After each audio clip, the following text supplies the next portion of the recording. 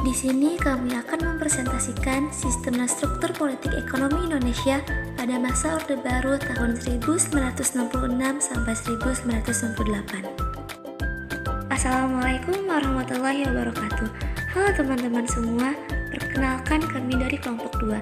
Di sini saya akan memperkenalkan anggota dari kelompok 2. Yang pertama ada saya Rifka Ulia Zahra, yang kedua ada Adinda Nurul Alika, yang ketiga ada Wawan Gardana, yang keempat ada Febrian, yang kelima ada Asyad Sulpian, yang keenam ada Depi Pit, dan yang terakhir ada Milka Nurbani. Hari ini kami akan membahas beberapa materi. Yang pertama ada masa transisi, yang kedua stabilitas politik dan rehabilitas ekonomi, yang ketiga integrasi Timur-Timur, dan yang terakhir dampak kebijakan politik dan masa Orde Baru. Assalamualaikum warahmatullahi wabarakatuh. Saya Rifka Ulia Zahra akan mempresentasikan tentang masa transisi pada tahun 1966 sampai 1967.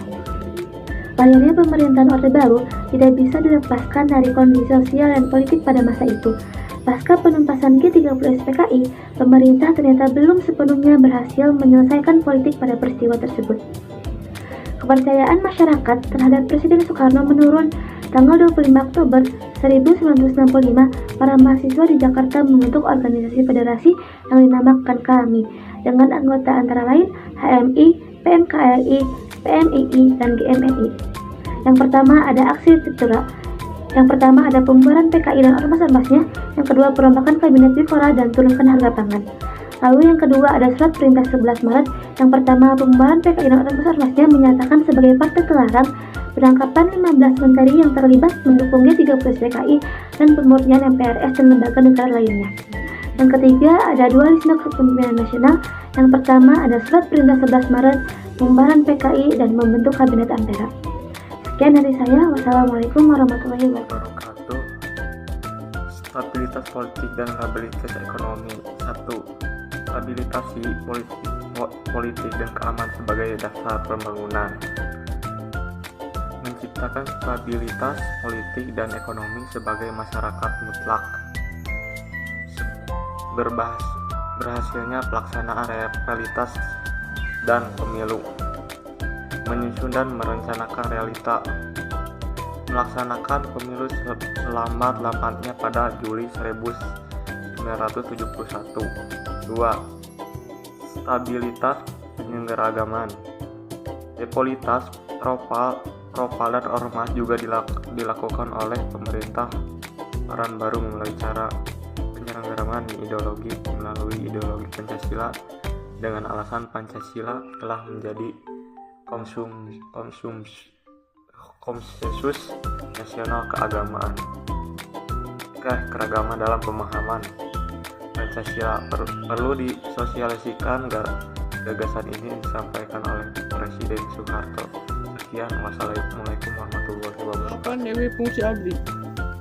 Jika tekad dan semangat mengabdi pada abdi untuk bersama-sama dengan kekuatan perjuangan lainnya baik di bidang hankam negara maupun bidang kesejahteraan bangsa dalam rangka mensejahterakan bangsa dan menciptakan tujuan nasional berdasarkan Undang-Undang Dasar 1945. Berangkat dari pemahaman tersebut, abdi memiliki keyakinan bahwa tugas mereka tidak hanya dalam bidang hankam, namun juga non-hankam. Rehabilitasi ekonomi Orde Baru.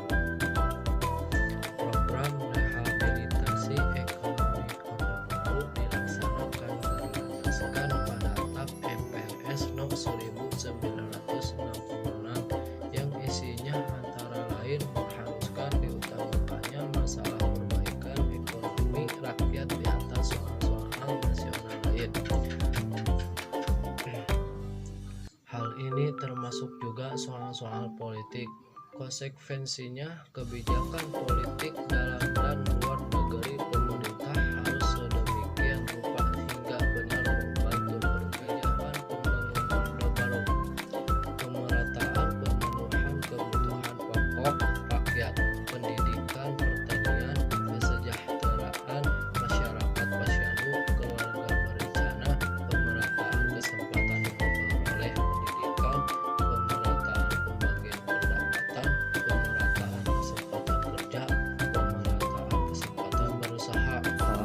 warahmatullahi wabarakatuh. Bertemu dengan saya, Muhammad Gardani. Kali ini saya akan menjelaskan tentang integrasi Timur Timur.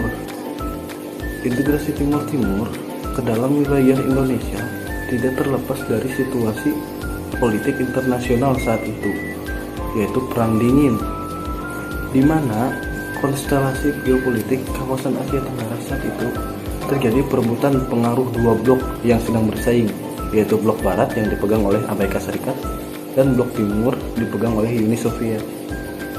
Begitulah integrasi Timur Timur yang bisa saya jelaskan. Sekian, terima kasih. Assalamualaikum warahmatullahi wabarakatuh. Assalamualaikum warahmatullahi wabarakatuh. Perkenalkan, nama saya Febrian, saya dari kelompok 2, yaitu ingin mempresentasikan bagian saya tentang dampak politik dan ekonomi pada masa Orde Baru. Ya, langsung saja. Pendekatan keamanan yang diterapkan oleh pemerintah pada masa Orde Baru dalam menegakkan stabilitas nasional memang sudah berhasil menciptakan suasana aman bagi masyarakat Indonesia. Perkembangan ekonomi pun berjalan dengan baik dan pertumbuhan ekonomi yang tinggi karena di setiap program pemerintah berjalan dengan baik dan hasilnya pun dapat dilihat dengan konkret. Cukup sekian dari saya.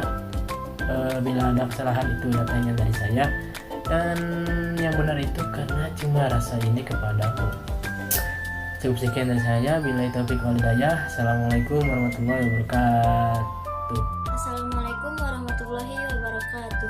Saya Dinda Nurul Alika dari kelompok 2 akan membahas kesimpulan dari sistem struktur politik ekonomi masa Orde Baru pada tahun 1996 sampai dengan 1998. Dari masa transisi ada beberapa tahap. Yang pertama ada aksi-aksi Tritura, yang kedua ada surat perintah 11 Maret, yang ketiga ada dualisme kepemimpinan nasional, dan ada juga tahap rehabilitasi dan stabilisasi ekonomi. Yang pertama ada stabilisasi politik dan keamanan, yang kedua ada stabilisasi penyeragaman, yang ketiga ada penerapan dui fungsi ABRI, yang keempat ada rehabilitasi ekonomi Orde Baru, dan yang kelima ada kebijakan pembangunan Orde Baru. Sekian dari saya. Wassalamualaikum warahmatullahi wabarakatuh. Sekian dari kelompok kami. Mohon maaf bila ada kesalahan, bila ada perasaan mohon diungkapkan. Wassalamualaikum warahmatullahi wabarakatuh.